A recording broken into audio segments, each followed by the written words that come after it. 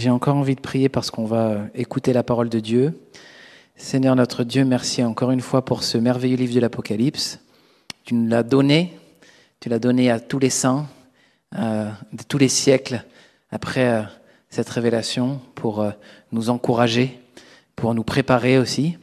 Et nous voulons la recevoir telle qu'elle est, une révélation de Jésus-Christ, une révélation des choses qui arrivent, une révélation des choses qui sont dans les cieux, une révélation de notre propre état spirituel, une révélation de l'état spirituel du monde des ténèbres, desquels tu t'es rendu vainqueur. Et Seigneur, je prie que tu nous donnes d'aller au-delà du rideau, voir ce qui se passe derrière, Seigneur, que ton esprit nous éclaire nos pensées, et que ce soit pour nous ces temps d'études, des moments qui en fait s'enracinent dans notre intelligence, s'enracinent dans notre âme, pour pouvoir affronter les temps présents, affronter les temps à venir et établir avec toi une communion jusqu'à la fin de nos vies avec un seul objectif, être des adorateurs en communion avec toi. Seigneur, merci pour ce merveilleux livre. C'est vraiment une grâce et on veut se rappeler de ça. Amen. Ok, alors je vais prendre mes notes qui sont sur le téléphone. Comme vous savez, on a commencé le livre de l'Apocalypse il y a maintenant un petit moment et on a vu ce qu'on appelle des septénaires. Alors, est-ce que vous vous rappelez ce que c'est les septénaires à peu près dans l'Apocalypse qu'on a déjà vu? Est-ce que vous êtes capable de dire les cycles de 7 qu'on a déjà vus? Les 7 chandeliers, qui sont les 7 églises. Les 7 étoiles, alors c'est pas un septénaire en soi, mais c'est aussi les 7 églises. Donc c'est la même, c'est les 7 anges associés à ces 7 églises, mais c'est le même septénaire, c'est-à-dire le même cycle de 7. Le premier cycle de 7 qui sont les 7 oracles adressés aux 7 églises. Les 7 sceaux, alors ça, il fallait que tu t'en rappelles, François, parce que Jean-François. Sceaux. Ok, les 7 sceaux. Les 7 trompettes, voilà. Ah oui, voilà, bah, tu comprends la blague, voilà. Le nom de famille, c'est Sceaux, voilà. C'est pour ça. Et du coup, on s'est arrêté là, en fait. On arrive au 4e septénaire, qu'on appelle généralement les 7 signes ou les 7 visions. On va en parler, et donc on est au début du chapitre 12, et on va aller jusqu'au chapitre 15, verset 4. Et donc, comme je le fais les dernières fois, je vais faire un grand survol. C'est pas vraiment un enseignement, c'est un grand survol du chapitre. Et on va faire un question-réponse à partir des choses dont on veut approfondissement. Mais je vais donner quand même un petit peu plus de détails déjà dans la description, parce qu'il y a tellement de choses que sinon on va passer aussi à côté d'éléments essentiels pour comprendre la suite du texte. On était resté à la fin du cycle des trompettes sur une parole, et cette parole, c'est celle-ci, et le temple de Dieu dans le ciel, donc c'est à la fin du chapitre 11, fut ouvert, et l'arche de son alliance apparut dans son temple, et il y eut des éclairs, des voix, un tremblement de terre et une forte grêle. Donc une vision magnifique du temple. Et au milieu du temple, l'arche de l'Alliance. Et de cet endroit qui est dans les cieux, des éclairs, des tonnerres, des voix, de la grêle. Et ça, c'est ce qui accompagnait dans l'Ancien Testament ce qu'on appelle les théophanies. Une théophanie, c'est un mot qui vient de théo, Dieu. Et phanie, ça vient d'un mot qui veut dire apparition. Donc quand Dieu apparaît d'une manière ou d'une autre, notamment lorsque sa présence est sur l'arche de l'Alliance, alors si vous ne vous rappelez pas ce que c'est l'arche de l'Alliance, c'est ce coffre, ce bois d'acacia recouvert d'or qui était dans le tabernacle et après qui a été déposé dans le temple. Eh bien, cette arche, ceux qui ont vu Indiana Jones le savent, de cette arche sortaient les tonnerres, des éclairs. Et ça veut dire que la présence de Dieu était manifestée. Et là, on a cette vision dans les cieux où le temple est glorieux et il y a l'arche qui est au milieu. Et c'est une vision en fait de l'Église. C'est une vision du peuple de Dieu qui est appelé le temple de Dieu dans le Nouveau Testament, au milieu duquel règne la présence de Dieu. L'arche de Dieu, c'est la présence de Dieu. Et on est en train de nous expliquer à la fin, voilà, à la fin, on va voir le temple glorieux, l'église glorieuse remplie de la présence de Dieu. Mais on arrive à un nouveau septénaire et on fait un flashback en arrière, on recule dans le temps et on va reprendre une série d'événements qui vont se réaliser pendant ce qu'on appelle le temps des nations, le temps des gentils, le temps qui commence, certains le mettent à la Pentecôte, d'autres plutôt en l'an 70, quand les armées romaines ont envahi Jérusalem et détruit le temple, jusqu'au retour de Jésus. Et ce temps-là, il est très important dans l'Apocalypse, le temps des nations, le temps où les nations vont fouler la ville, et il est symbolique, et il est parfois, ce temps, symbolisé par des durées de 3 ans et demi, ou de 1260 jours, ou de 42 mois. Okay ? Donc je vous laisse juste vous rappeler de ça. La plupart des septénaires se déroulent dans ce temps-là, et nous ouvre vers la fin des temps et nous montre ce qui se passe vers les jugements et vers aussi l'espérance finale. Alors, il faut dire que on l'appelle le cycle des 7 signes ou des 7 visions parce que Jean va voir 7 visions différentes. Mais avant les 7 visions différentes, il a une grande vision fondamentale d'une femme, d'un dragon, et on va parler de ça, et cette vision, après, elle va être reprise plusieurs fois dans les 7 autres visions. C'est une manière de découper, parfois on découpe un peu autrement, c'est pas très important parce qu'on va traiter le même contenu. Alors au début du chapitre 11, un grand signe apparaît dans le ciel, c'est une femme enveloppée du soleil. Donc imaginez-vous, il faut être dans l'imagination, une femme enveloppée du soleil. La lune est sous ses pieds et elle a une couronne de 12 étoiles sur sa tête. Elle est enceinte et elle crie les douleurs de l'enfantement. Vous avez cette femme dans votre esprit ? Lune sous les pieds, enveloppée de soleil, 12 étoiles au-dessus de sa tête et elle est enceinte. Il apparaît ensuite un grand dragon rouge avec 7 têtes et 10 cornes. Et sur ces 7 têtes, 7 diadèmes. Sa queue entraîne un tiers des étoiles du ciel et les jette sur la terre. Et le dragon se tient devant la femme qui allait enfanter afin de dévorer son enfant. La femme enfante un fils ensuite qui doit, dit le texte, paître les nations avec une verge de fer. Et son enfant fut élevé par Dieu et vers son trône.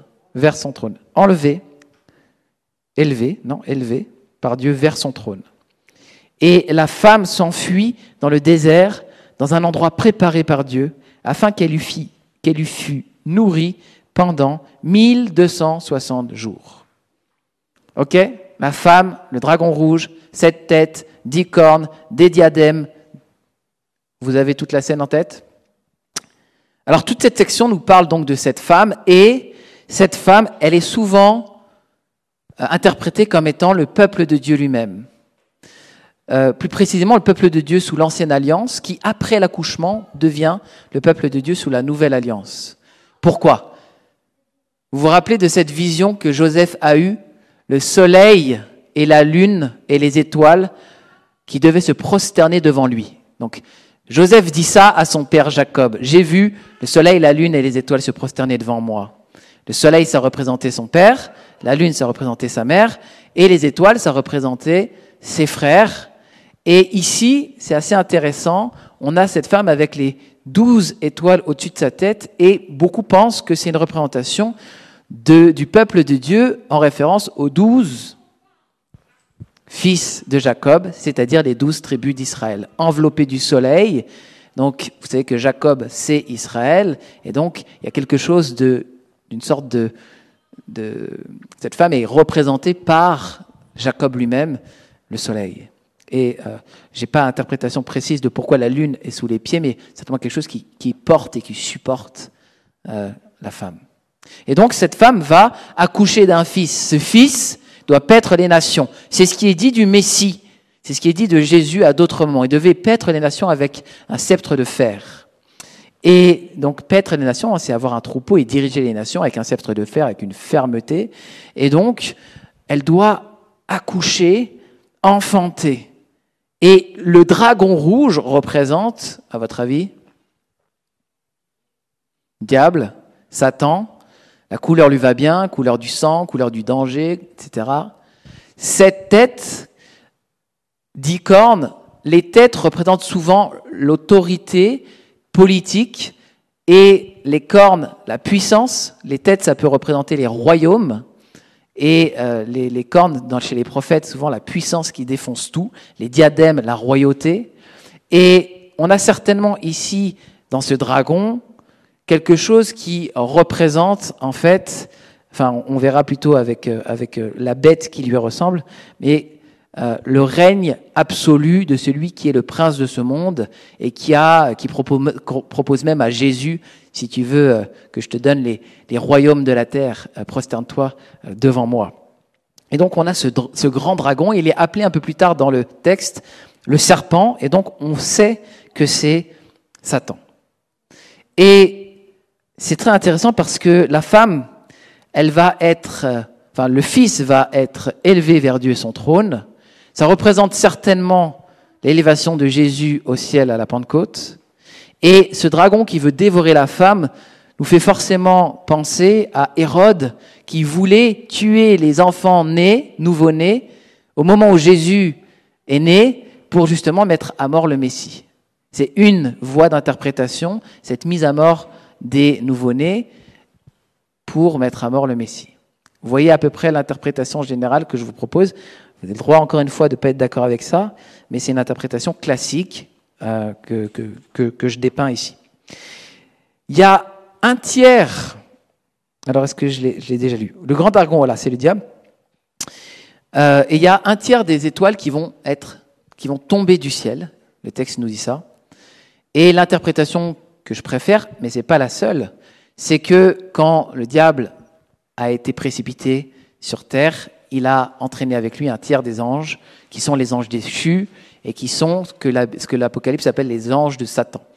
En fait, c'est une bonne nouvelle, c'est-à-dire qu'il y a 2 tiers d'anges non rebelles qui sont avec Dieu, et un tiers seulement qui sont avec le Satan.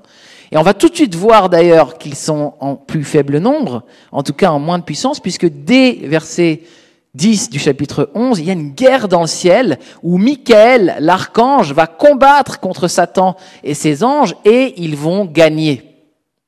Et c'est pour ça que je pense que c'est la meilleure interprétation. Ensuite, il est dit que Satan et ses anges vont être précipités sur terre. Et il me semble que ça correspond au tiers des étoiles qui tombent. Et donc, on a là une guerre spirituelle qui est déjà gagnée dans les cieux. Il y a ensuite une voix dans le ciel qui se fait entendre et qui annonce que le salut est arrivé. Et la raison est que l'accusateur a été précipité et qu'il a été vaincu par les croyants à cause du sang de l'agneau.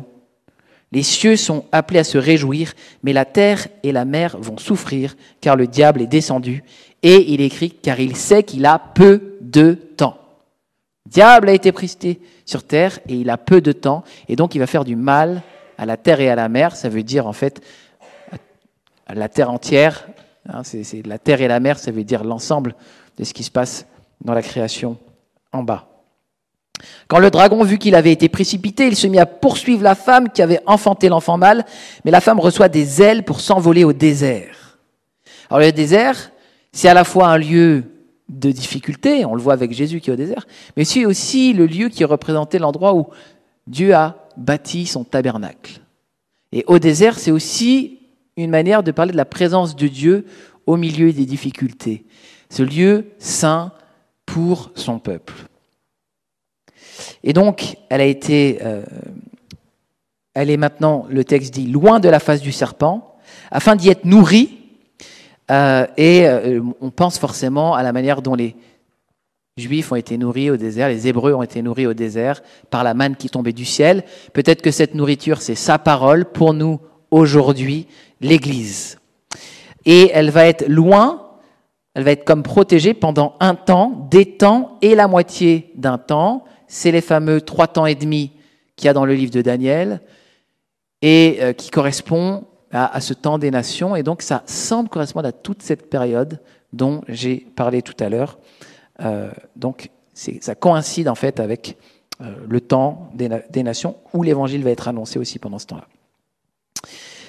Le dragon se met à lancer de l'eau comme un fleuve derrière la femme pour l'engloutir, mais la terre ouvre sa bouche.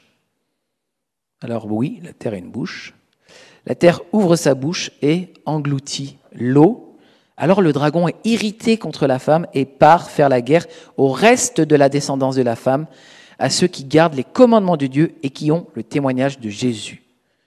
Donc, la descendance de la femme, si c'est le peuple de Dieu sous l'Ancienne Alliance, elle met naissance à d'autres enfants. Et vous savez qu'on est appelés les fils d'Abraham, on est appelés les enfants de Dieu, nous aussi, et on est les héritiers, évidemment, du bon dépôt de la parole de Dieu qui a été conservée par les Juifs. Les oracles de Dieu ont été donnés aux Juifs, dit Romains 2, et nous en sommes bénéficiaires, et nous avons cette foi-là, et nous participons avec les Juifs qui ont cru à la descendance.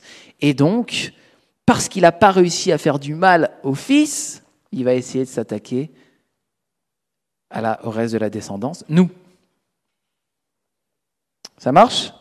Donc pour résumer la grande vision, on a 3 temps, le signe de la femme et du dragon, la guerre dans le ciel, et le dragon qui combat la femme et sa descendance. Si vous avez des questions sur le fleuve, l'eau qui est avalée, etc., notez-les, on peut en discuter.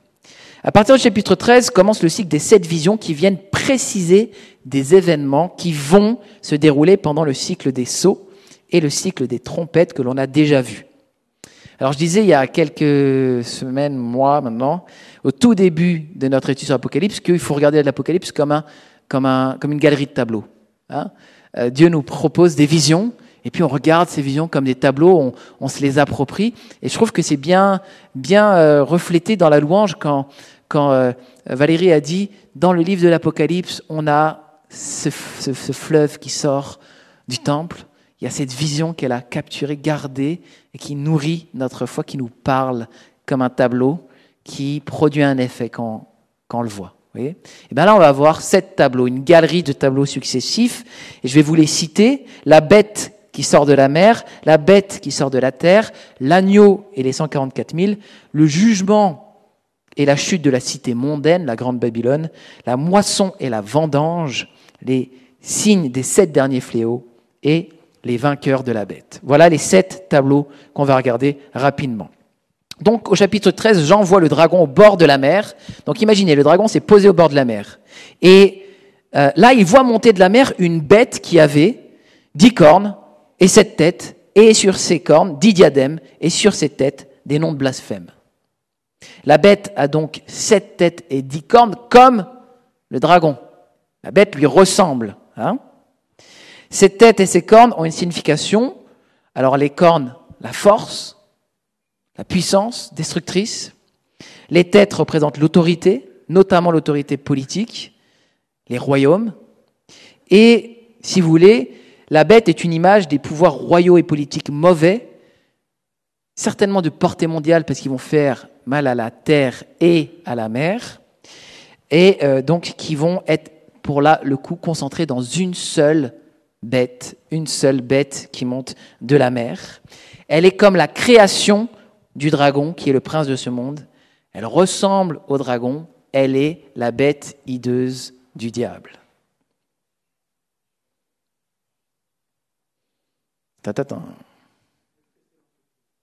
Alors je pense que c'est l'antéchrist et on va en parler juste après.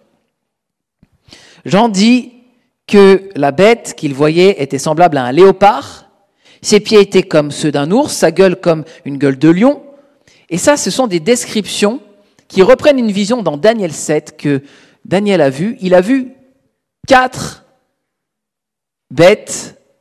Et ces 4 bêtes, c'est précisément un lion, un ours, un léopard et une autre bête dont il est dit qu'elle était un animal terrible, épouvantable et extraordinairement fort. Il avait de grandes dents de fer, il mangeait et brisait et il foulait aux pieds ce qui restait. Il était différent de tous les animaux précédents et il avait 10 cornes. Et une étude attentive nous apprend que chacune de ces bêtes, en réalité, c'est un royaume. Le lion, c'est le royaume de Babylone. Je me gratte le nez à cause du masque. L'ours, représente l'empire médo-perse. Le léopard représente l'empire grec. Et la bête bien plus terrifiante que les autres représente l'empire romain, qui, on le sait, a été un empire extrêmement puissant.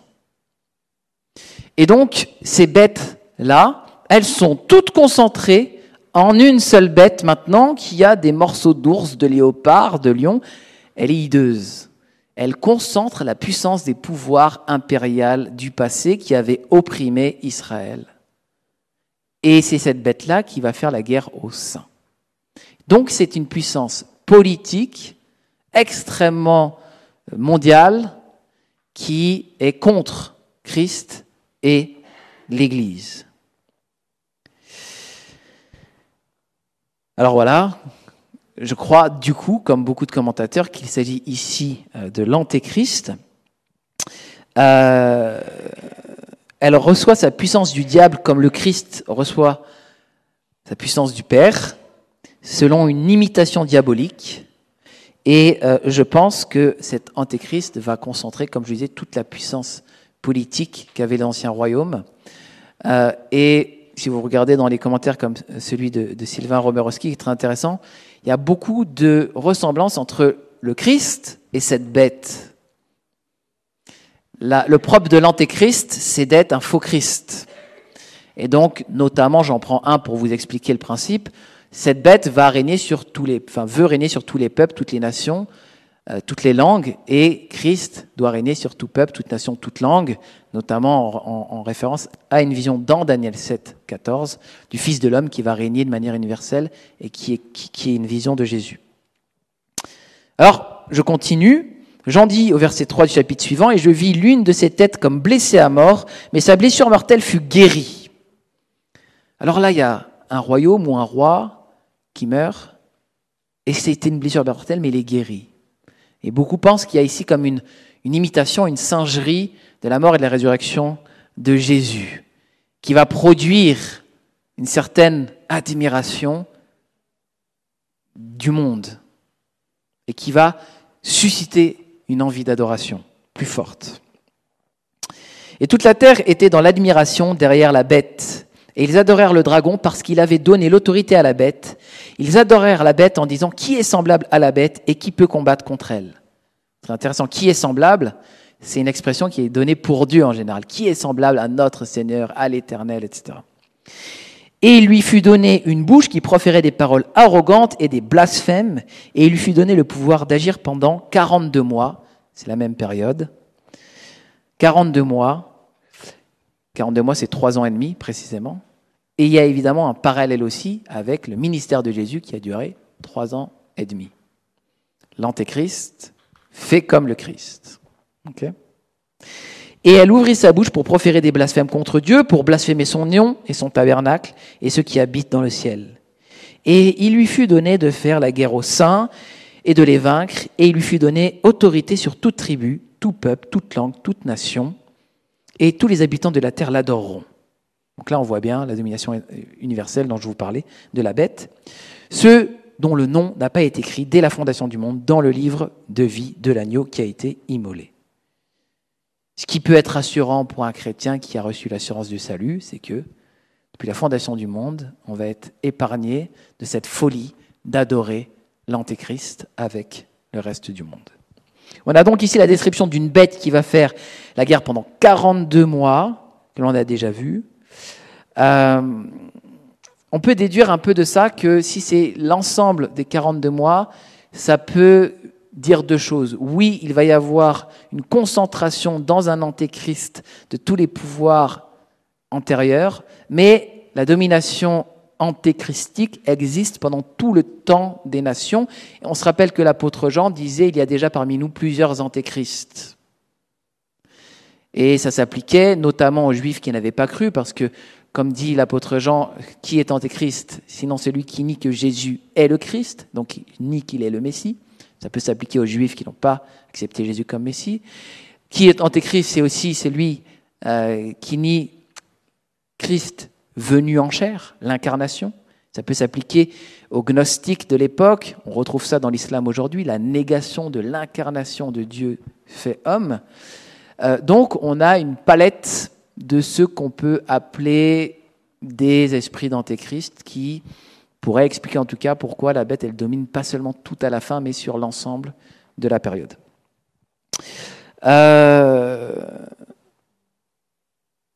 Voilà. Je vais aller au verset 9. Il est dit, si quelqu'un a des oreilles qu'il entende, si quelqu'un mène en captivité, il ira en captivité. Si quelqu'un tue par l'épée, il faut qu'il soit tué par l'épée. C'est ici la persévérance des saints. La persévérance et la foi des saints. Et à partir du verset 11 donc de ce chapitre, on en est au chapitre 13, Jean voit monter de la terre une deuxième bête.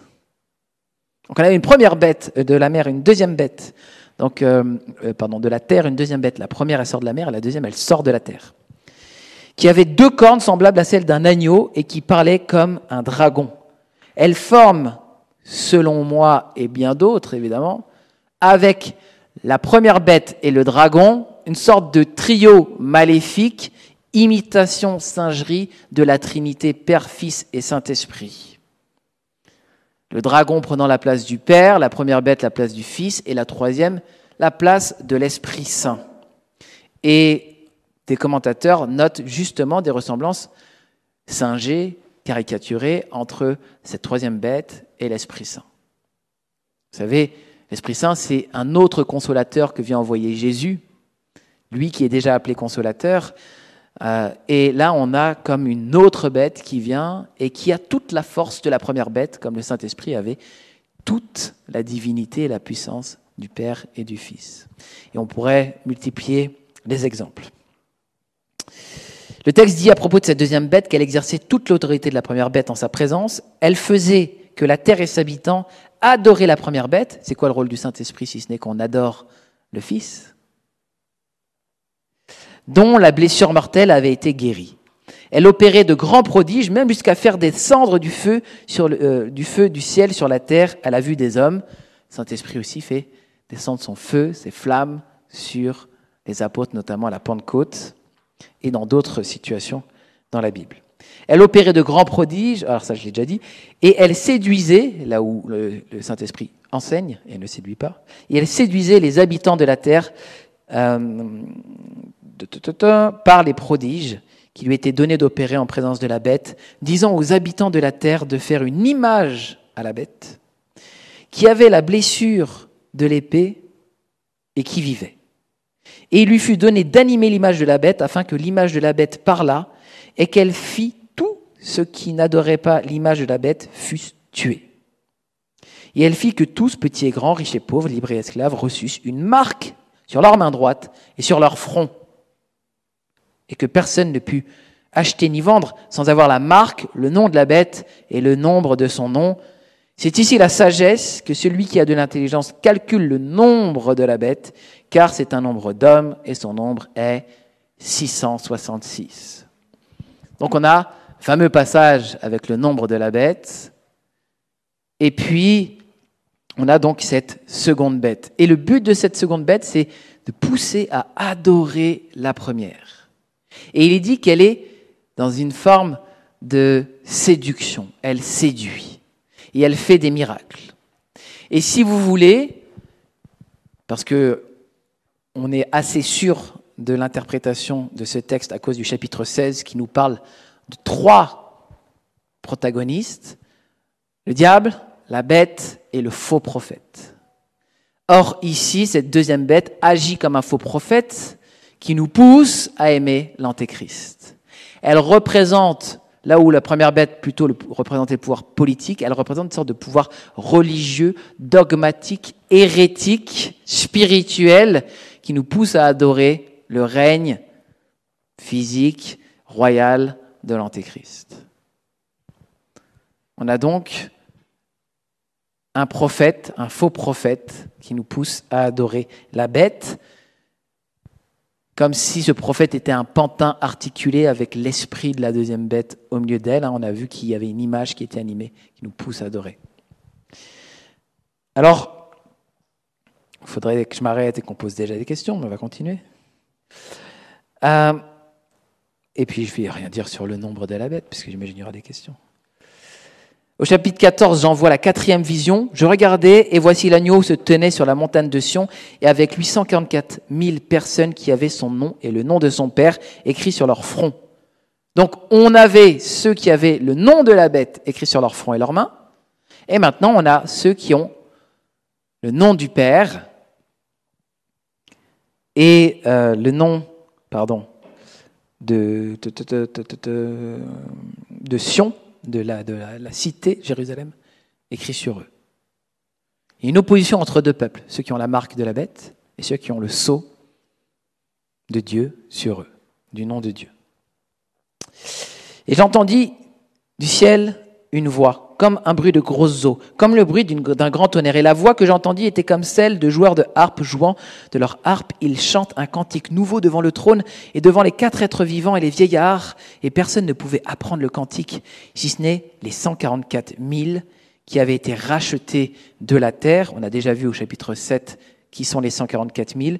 Ce sont ceux qui ne se sont pas souillés avec des femmes, car elles sont vierges. Alors je vais quand même donner une explication de la virginité, parce qu'elle pose souvent question, au cas où on l'oublie. Ils sont vierges, qu'est-ce que ça veut dire? À mon avis, dans l'Ancien Testament, beaucoup, dans le Nouveau Testament aussi, beaucoup, on nous parle de l'idolâtrie comme une prostitution. On se prostitue en allant vers d'autres dieux. C'est ça que dit le Seigneur, parce que Dieu est un Dieu jaloux, il veut une relation unique avec nous. C'est pour ça qu'on a un mariage monogame et pas polygame. C'est un reflet de la relation que Dieu veut entre son peuple et lui, qui est une relation unique. Eh bien, lorsqu'on va vers d'autres dieux, on est comme dans une sorte de polygamie.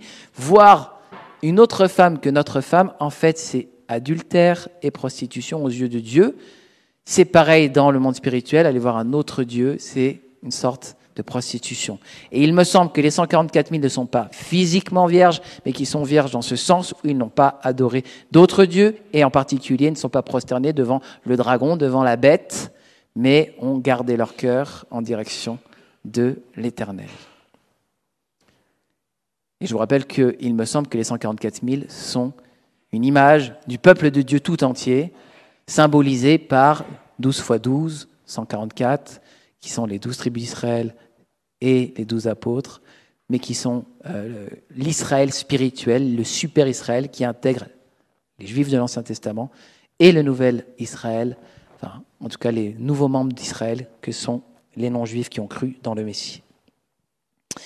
5e vision, Jean voit ensuite un ange qui volait par le milieu du ciel, ayant un évangile éternel, j'adore cette expression, un évangile éternel, je trouve ça magnifique, pour l'annoncer aux habitants de la terre, à toute nation, à toute tribu, à toute langue, à tout peuple. Il disait d'une voix forte, craignez Dieu et donnez-lui gloire, car l'heure de son jugement est venue, et adorez celui qui a fait le ciel et la terre et la mer et les sources d'eau.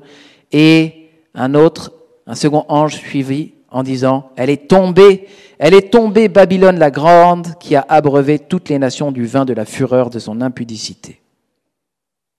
Donc là, il est marquant de voir que l'heure du jugement et la chute de Babylone suivent immédiatement la prédication de l'évangile éternel. Il y a quelque chose de très intéressant. Je vois que dans les prédications de Jésus, l'évangile sera prêché à toutes les nations, puis viendra la fin, nous dit le Seigneur. Donc, moi personnellement en tout cas, je n'arrive pas à voir dans ces étapes-là beaucoup d'étapes que d'autres mettent, l'enlèvement, etc., mais on peut en discuter. On pourra revenir sur ces éléments.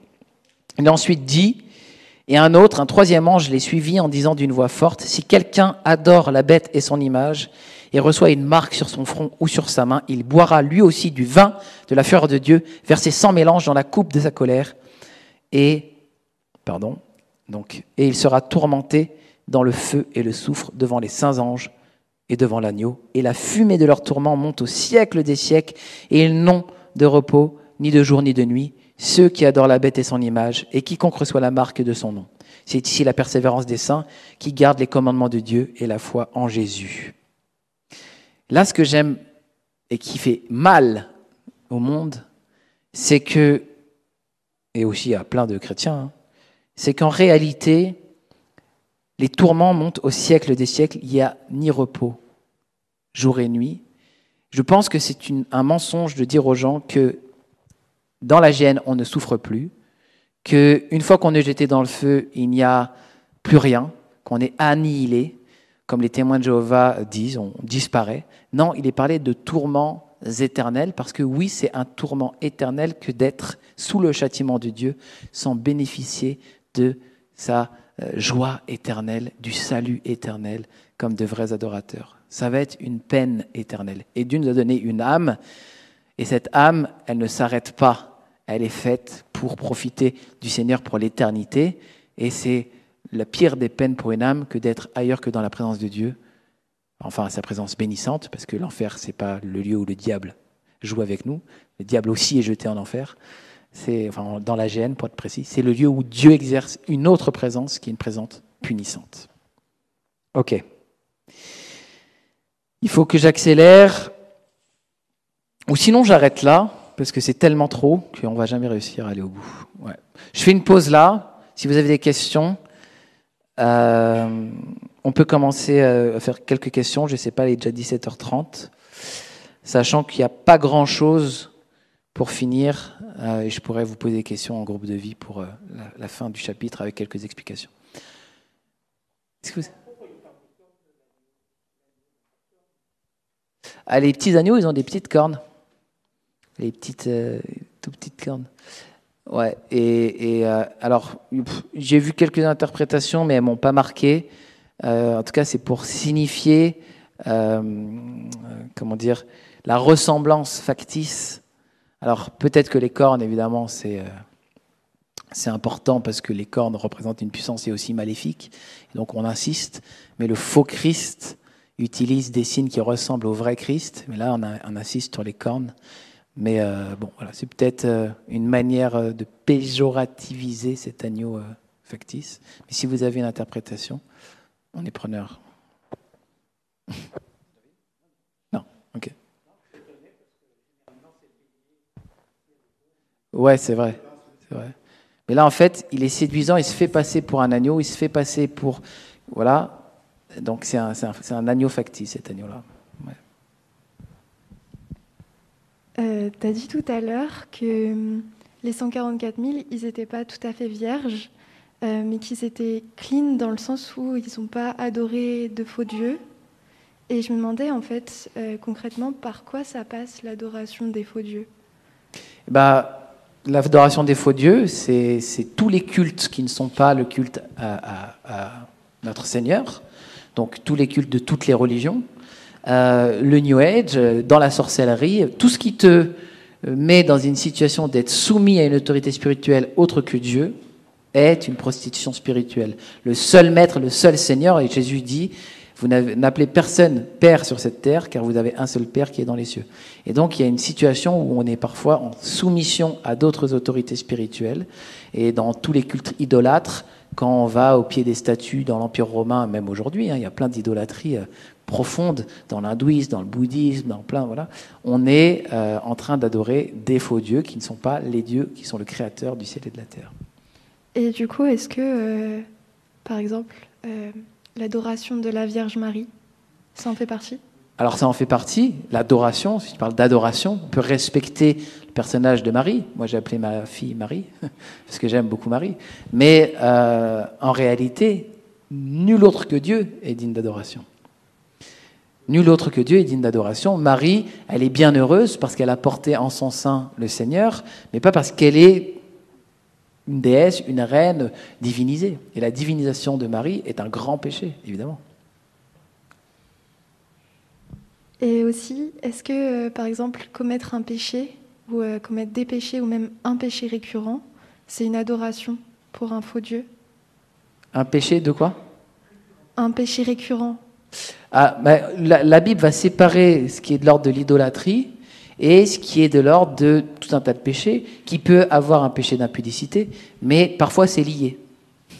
il y a des cultes à des dieux qui demandent, qui engendrent de l'impudicité. Mais quoi qu'il arrive, ça reste quand même des soumissions, soit au désir de la chair, et donc Dieu c'est toi dans ce cas-là, ou tes mauvais penchants, ou tes mauvais désirs, tu te soumets à tes mauvais désirs, à tes mauvais penchants. Mais précisément, je pense que ce texte-là, il est pas en train d'exprimer quelque chose de l'ordre de « il faut encore que tu te sanctifies pour être un adorateur aussi parfait que tu voudrais dans ton cœur ». Je pense qu'il parle vraiment de personnes qui ne confessent pas Jésus-Christ crucifié pour leurs péchés, qui ne confessent pas l'Éternel comme étant le vrai Dieu. Je pense qu'on est plutôt dans ce cadre-là que dans les vicissitudes de la vie chrétienne avant la glorification finale. Les difficultés de la vie chrétienne avant la glorification finale. Je pense que dans ce texte-là, on parle de ça. Ok, merci. Je t'en prie. Les addictions, ça fait partie des... Voilà. Pardon, les addictions, ça fait partie des... Oui, voilà, mais de toute façon, derrière toute addiction, toute maladie, il y a le diable, hein, il y a Satan. Il y a même des textes qui nous disent ne vous mettez pas en colère, de sorte de... Mais résistez au diable, ne vous mettez pas en colère. Des fois même, la colère peut être une manière d'être soumis au diable. Donc tout le péché, en quelque sorte, est soumis au diable. Mais je ne pense pas que ça parle précisément de ça ici. On a des chrétiens qui se sanctifient et qui vont encore tomber dans des péchés. Dieu est un Dieu de grâce et nous sanctifie, nous sanctifie, nous sanctifie, jusqu'à la glorification finale. Mais tant qu'on n'aura pas nos corps glorifiés, on aura quand même des luttes. Hein, il ne faut pas oublier ça, c'est qu'on n'a pas fini en fait notre état de salut. On est sauvé en espérance, dit Paul. C'est en espérance que vous êtes sauvés. Hein, on est sauvé factuellement à la croix, mais on est quand même en cours de salut. Parce que oui, l'esprit a été régénéré, mais la chair est faible et dans un corps qui, lui, en fait, va à sa mort et qui doit être glorifié à la fin des temps. Et on peut aller voir dans 2 Corinthiens 15, il me semble, les corps glorieux notamment, qui nous aideront certainement dans une adoration bien meilleure que celle qu'on a aujourd'hui. Yes. C'est qui donne l'autorité aux bêtes? C'est le dragon. Ouais, je répète pour le message. Qui donne l'autorité aux bêtes? Le dragon. Mais comment ça se fait que lui-même ait autorité de donner autorité aux bêtes? Il a reçu une autorité première de Dieu et il a utilisé cette autorité première de Dieu d'une manière qui n'est pas selon son plan. Ouais, mais pourquoi il a encore autorité du coup? Pourquoi il a encore autorité? Ouais. Alors, il n'a pas autorité sur toi, sur moi. Il a autorité, si tu regardes bien dans le texte, d'ailleurs il a été précipité, on verra dans la suite du texte, il a plus autorité sur ceux qui sont soumis à Christ, mais il a autorité sur tous ceux qui sont en Adam. Parce que le prince de ce monde est le prince de ce monde, Satan, et que quand Adam s'est soumis, eh bien, toute la création née d'Adam est soumise à Satan. Quand Adam a dit « oui, Adam et Ève, on va manger le fruit » et qu'ils l'ont mangé, ils n'ont plus respecté le commandement de Dieu, mais ils ont pris le commandement du diable. Et quand tu respectes les commandements du diable, tu deviens une créature soumise au diable. Il devient donc ton Dieu. Et donc, il devient ton père. C'est pour ça que dans Jean 8, 44, il est dit « vous avez pour père le diable, car vous êtes menteur et meurtrier comme votre père ». Et donc, on a un nouveau père spirituel quand on est en Adam, mais dès la naissance, c'est le diable. C'est pour ça que Dieu nous appelle par notre nom à placer notre foi dans le nouvel Adam, Jésus-Christ. Ça, c'est dans Romains 5. Et donc, c'est important d'être dans le nouvel Adam. Donc, il n'a pas autorité sur nous, il a autorité sur ceux qui sont en Adam. C'est pour ça que nous pouvons chasser les démons, mais que quelqu'un qui n'a pas l'Esprit Saint, comme on voit dans le livre des Actes, se fait botter les fesses par les démons s'il essaye de s'y attaquer. Mais il y a une puissance, et comme, en fait, si tu veux, il y a une puissance, une force. Imaginons quelqu'un qui, malheureusement, on prend quelque chose de violent, mais qui commet un viol. Il le fait bien avec une certaine puissance. Il fait quelque chose de mal, mais avec une force que Dieu lui a donnée. Donc, le mal, c'est jamais une création. Le mal, c'est toujours une torsion de quelque chose qui est bon à la base. Et donc, c'est ça qui est en train de se passer avec Satan, qui est une création bonne.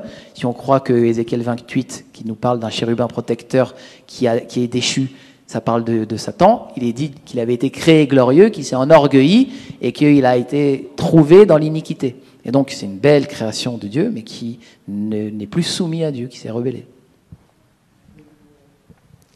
L'ange de lumière. Ouais. Oui. Ouais, je reviens sur l'enlèvement de l'Église. Oui. Si c'était une théorie qui était valable, pourquoi il y aurait eu alors quand il parle des saints, il dit qu'il va y falloir beaucoup d'endurance et de foi. Donc finalement, ça corrobore ce que tu dis, qu'il n'y aura pas l'enlèvement de l'Église avant la tribulation, c'est ça? Tout à fait. Et tout le texte, si on le lit jusqu'à la fin, c'est justement de persévérer jusqu'à la mort. On pourra le lire. Parce qu'il va y avoir la terre qui va souffrir. À aucun moment de ces textes, on voit le peuple être enlevé. À aucun moment. Aucun moment. Bon, on est déjà dans les 42 mois. Dans les quoi? Ouais. Dans les 42 mois, les 1260 jours. Moi, je suis un peu perdu, mais j'ai pas été là tous les dimanches autant de. Ouais. Voilà. Mais là, aujourd'hui, dans tout ça, on se situe où? Ok. Ben, très bien. En fait, on est dans cette période-là. En fait, bon, si on veut faire un peu simple, parce qu'on n'a pas fini les 7 visions, mais des fois, c'est vrai que les schémas, ça aide. Donc, je vais vous montrer quelque chose. Je vais te montrer quelque chose et on va le faire passer. C'est ça. Voilà. Et tu pourras le faire passer. Donc, les 7 visions, l'an 70, destruction du temple, retour de Jésus. Et là, il situe la vision 1, 3 et 7 dans cet axe-là, qui est le temps des nations. Tu verras. Regarde un peu, c'est parce que je vous enverrai, si vous voulez, la photo pour mieux comprendre les temps et les moments. Voilà. Ouais.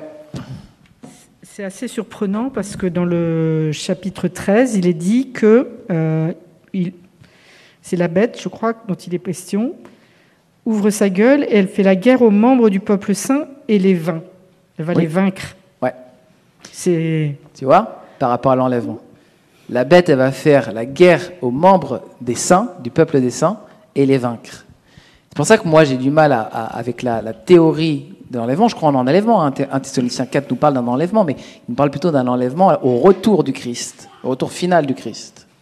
Mais au milieu, pour échapper à la tribulation, j'ai beaucoup de mal, parce que justement, elle va même vaincre les saints d'une certaine manière. Alors d'une certaine manière, est-ce que tu peux expliquer parce que moi je pense que ça va être, moi comment j'interprète ça, ça va être comment on appelle ça, une grande persécution à mort extrême du peuple de Dieu. C'est pour moi une mort physique et non pas une mort spirituelle, parce que Jésus dit que les temps vont être si affreux que même les élus, s'il était possible, allaient abandonner. Mais le s'il était possible veut dire que c'est pas possible. Donc s'il était possible, et à cause de cette grande souffrance, il va revenir. Et donc je pense qu'on va arriver à des moments où vraiment l'Église va être extrêmement persécutée d'une manière puissamment à la fin des temps par l'Antéchrist, et elle va comme disparaître, mourir comme si elle avait perdu. Mais elle n'a pas perdu spirituellement ni la foi, elle est souvent morte en martyr, et à un moment donné, elle va être révélée tous les enfants de Dieu, notamment ceux qui ressusciteront, et c'est pour ça d'ailleurs qu'ils jugeront les nations. C'est parce qu'ils seront juges de ces nations qui les auront persécutées et mises à mort, aux côtés du Seigneur. Ouais.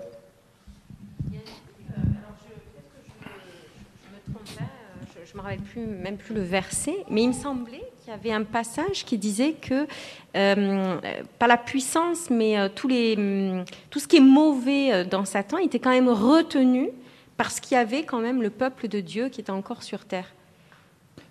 Et c'est là où on nous sert justement cette théorie de l'enlèvement. Que c'est pour ça qu'il va y avoir toutes ces bêtes qui vont arriver et qu'il va y avoir le déchaînement de Satan. Oui, ça c'est dans Apocalypse 20. Et donc on va en parler dimanche prochain, parce que c'est la question du millénium et de Satan qui est dans l'abîme, qui effectivement, il y a l'idée qu'il est retenu, etc. Donc il y a des parallèles. Oui, on y arrive. Il est retenu et il va être lâché d'une certaine manière pour exercer sa dernière colère à la fin des temps. Oui, et je pense que ça correspond à la période de l'Antéchrist dont on est en train de parler aussi. Voilà. Il va y avoir un moment de persécution intense, massif à la fin au travers de l'Antéchrist et l'action de Satan. Mais on va... Pardon ? Mais avec le peuple de Dieu. Présent sur terre. Ouais. Ah oui. Pour moi, il y en a qui ont d'autres théories, mais qu'ils te donnent les versets, et puis tu les analyses à la maison. Mais pour moi, il me semble clair que jusqu'à la fin, l'évangile sera prêché, nous dit Jésus, jusqu'à la fin. Puis, voilà. Et il y en a qui pensent, alors si on veut aller dans les théories dont tu parles, il y en a qui pensent que le peuple saint d'aujourd'hui, qui vont dans les meilleures églises et qui ont les meilleurs pasteurs, ils vont être enlevés, et que pendant la tribulation, certains vont se repentir, devenir croyants, et ce sera ce peuple-là qui va être persécuté par la bête, mais que ce n'est pas ceux qui vont, la caste des meilleurs chrétiens, qui vont être élevés au ciel. Voilà. Moi, je ne crois pas du tout à ça, mais c'est le schéma de ce qu'on appelle le tribulationnisme, des gens qui vont être élevés pendant la tribulation. Voilà. C'est pas forcément les meilleurs chrétiens, mais tous les chrétiens. Non, mais je fais exprès, c'est ironique. Non, mais voilà. Ça va être tous les chrétiens qui sont enlevés. Voilà. Ça pourrait être, on pourrait imaginer que ce soit tous les chrétiens qui soient enlevés, Mhm. pas forcément les meilleurs, tous ceux qui sont rachetés par le sang d'agneau, et que effectivement, pendant ce temps, après, certains se repentent et à subir cette tribulation. Moi, c'est souvent, ça aussi qu'on m'appelle- souvent, pour que ça marche, il faut que ce soit plutôt les chrétiens sanctifiés, les chrétiens spirituels, parce qu'il faut bien des gens qui prêchent pour ceux qui vont se convertir. Donc il faut que les chrétiens charnels restent, et que ces chrétiens charnels ne soient pas dans la tribulation pour prêcher à ceux qui vont se convertir pendant ce temps-là.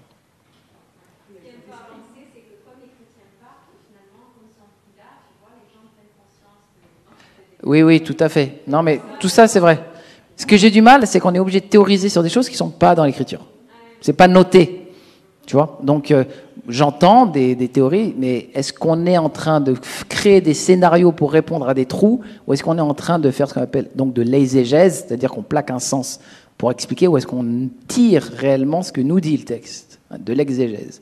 Et moi, je suis prêt à débattre avec des très bons tribulationnistes, pro-millénium, etc., au sens classique. Je trouve qu'il y a beaucoup de bons arguments pour le prémillénarisme classique, on pourra en parler, mais je suis quand même prêt à débattre de ça, parce que c'est pas l'interprétation la plus sûre. Est-ce qu'on peut poser une dernière question, peut-être? Enfin, je vois juste l'heure qui tourne, et voilà. Merci. Ce que je voulais dire, je ne me rappelle plus. Ah bah voilà. Il y a eu un enlèvement de la mémoire. C'est pas grave, si la question revient, tu peux la poser aussi en aparté à Rémi. Oui, de ma compréhension, en fait, quand l'archange Gabriel a combattu Satan, et il est tombé, Michael, pardon, il est tombé dans le 2e ciel, et nous on est dans le 3e. Et que finalement, là, sa présence dans le 2e ciel fait que tout se perturbe. En fait, il est perturbé, on a du mal à être en connexion. Et en tout cas, c'est l'image que j'en avais, et pas l'image telle qu'on peut le comprendre dans l'Apocalypse, où il vient sur terre, etc. Enfin, voilà un peu tel que je le perçois. De toute façon, le lieu où est Satan est un lieu qui s'appelle ciel dans la Bible. Voilà. Même si c'est un 2e ciel, c'est-à-dire qu'il n'est pas la présence parfaite absolue de Dieu, ça reste dans les lieux célestes. Quand on nous parle des autorités qui sont dans les lieux célestes dans Éphésiens 6, on parle des autorités mauvaises, négatives. Donc ce que tu dis a du sens, tout à fait. Ouais. Ouais. Et là, c'est un grand chapitre, 666.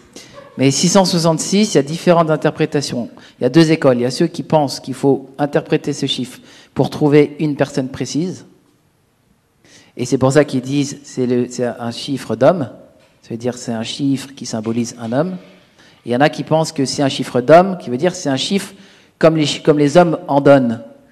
C'est-à-dire un chiffre symbolique, parce que les hommes marchent comme ça. Si je prends un exemple pour t'expliquer, parfois dans les brise-glaces, si tu étais un animal, tu serais quoi? Si tu étais un nombre, tu serais quel nombre? C'est un chiffre un peu symbolique comme ça. Et donc, selon les 2 écoles, on va voir différemment. Dans les premiers temps de l'Église, on l'a beaucoup associé à Néron. Néron, qui est le premier persécuteur des chrétiens. Si tu prends Caesar Néron, c'est-à-dire tu prends le mot de César Néron, tu le mets en hébreu, avec la guématrie, c'est-à-dire que chaque lettre correspond à un nombre, on a 666. Mais en fait, il y en a d'autres qui ont été, comme Domitien ou d'autres persécuteurs, de l'Empire romain notamment, qui ont été vus comme, celui qui est 666. Après, il y a des interprétations qui sont autres, dans le sens où le 6, c'est juste avant le 7. Le 7, c'est le chiffre de Dieu. Le 6, c'est juste avant le 7. C'est marrant de les dire comme ça, mais c'est le chiffre de Dieu, c'est 7, la plénitude. 6, c'est ce qui n'est pas fini, ce qui n'est pas parfait, ce qui n'est pas pur totalement. Et donc, on pourrait imaginer que le chiffre de la Trinité, c'est 777, et que le chiffre du diable, c'est 666, dans ce sens-là, tu vois, dans une idée plus symbolique du chiffre. Et donc, il y a plusieurs manières d'interpréter ça. Et dans presque toutes les époques, on a essayé de plaquer celui qui incarnait l'esprit d'Antéchrist à ce 666. Donc, quelle école on choisit entre les deux? Mais si tu veux, j'envoie les notes ou je fais un chapitre complet là-dessus où je vous envoie les photos du commentaire pour comprendre un petit peu plus en détail tout ça, parce que ça peut devenir complexe et il est tard. Merci Rémi. De rien.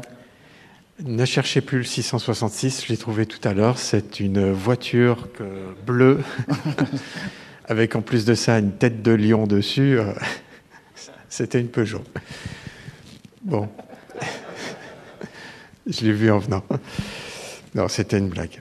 Enfin, si, je l'ai vraiment vu, mais voilà. J'aimerais terminer juste avec un verset. Je trouve bien de replacer ça. Que l'exemple du figuier vous serve d'enseignement quand ses rameaux deviennent tendres et que ses feuilles poussent. Vous savez que l'été est proche. De même, quand vous verrez tous ces événements, sachez que le Fils de l'homme est proche, comme aux portes de la ville. Seigneur revient bientôt. Merci Rémi pour tous ces éléments qui nous éclairent aussi dans notre compréhension, pour comprendre aussi les temps qu'on vit et où on peut se situer dans tout ça. Oui, vas-y. Vas-y.